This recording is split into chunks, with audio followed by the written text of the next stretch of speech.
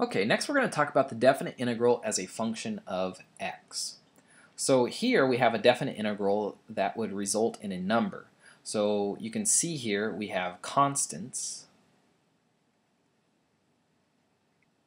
for our limits of integration. Okay, so from one number to another number, like from 1 to 4. And then you can see here that this is going to be a function of x.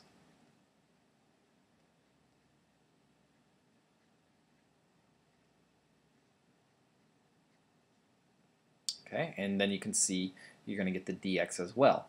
Now, if you evaluate this, you're actually going to get a number as your answer. Now, it turns out that the definite integral can also sometimes end up being a function of x itself. So, if we look here, capital F of x, or our definite integral, now goes from a to x. So you can see that our starting point is a constant. Okay, but now our upper limit of integration is a variable. So basically we're saying find the integral from a starting point to some unknown point further along. Now you'll also know that f here is a function of t.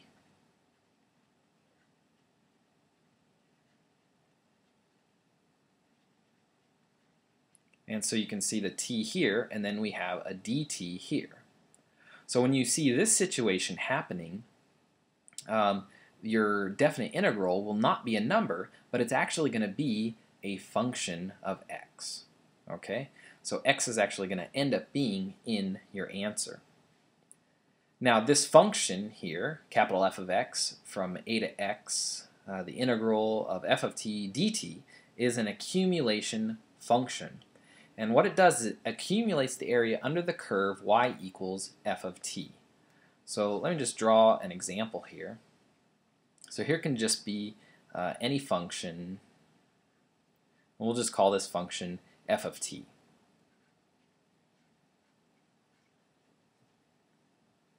Okay, so if we integrate that, let's just say that a equals 0. And what we're trying to do is determine what's the accumulation of this function to any value x.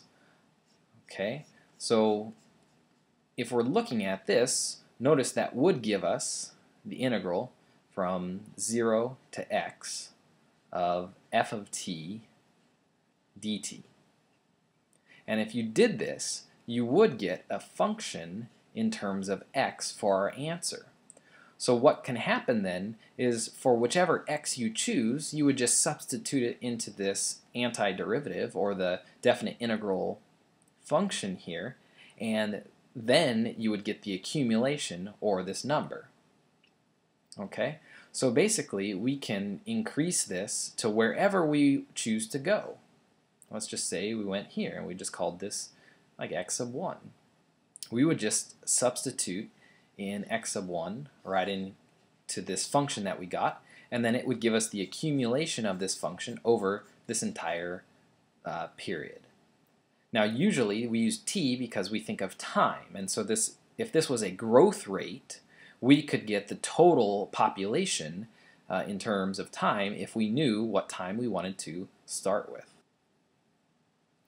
So let's see how this works. It says find capital F as a function of x and evaluate it at the given x value. So looking at this, capital F of x equals the definite integral from 0 to x of cosine t dt, and we want to evaluate this integral at all of these points. X equals 0, pi over 6, pi over 4, pi over 3, and pi over 2. So if we wanted to just draw what cosine looked like between 0 and pi over 2, and kind of see what's happening here. So pi over 6 would be somewhere right here. Pi over 4 would be right here. And then pi over 3 would be right here. And for each one of these, if we can find an accumulation function, all we would have to do is substitute in, and we could find all these different values of the definite integral. Now it turns out we could just integrate 5 different integrals. We could let x be 0 and then run our whole process using the fundamental theorem, and then let pi over 6 be x, and then run through the process, and then let x equals pi over 4 run through the process. But that becomes quite repetitive. So really what we're trying to do here is save time by writing this as a function of x, meaning we can plug any x value in and come up with our definite integral. So that's what we're going to do. So let's go ahead and apply our fundamental theorem of calculus here. And so we need an antiderivative of cosine t, and the antiderivative is sine t. And we want to integrate this now from 0 to x.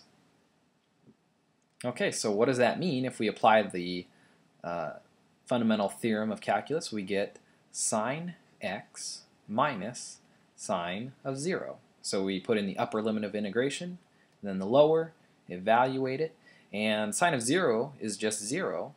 So we know our accumulation function is just the sine of x. So what that tells me is if I'm trying to evaluate these definite integrals at all these different places, all I have to do is plug in these values in for x, and I find my accumulation. So we'll just do our first one, f of 0, and it's going to be sine of 0. And that just equals 0. Now we could have just seen that graphically. Okay, so if we're going from 0 to 0, it's going to equal 0. If we wanted to do f of pi over 6, all we have to do is plug pi over 6 into our accumulation function. So sine of pi over 6. And this equals 1/2. Okay, so this area right here would just be 1/2. Then we could try f of pi over 4, and it equals sine of pi over 4, which is root 2 over 2. And f of pi over 3 equals sine of pi over 3, which is root 3 over 2. And our last one, we have f of pi over 2, which is just going to equal sine of pi over 2, and that equals 1. Okay, so this is really all about saving time. So we can do our definite integral once with our variable x to find a function of x, and then substitute our values wherever we want, and we can get the accumulation of that function at any point along the function.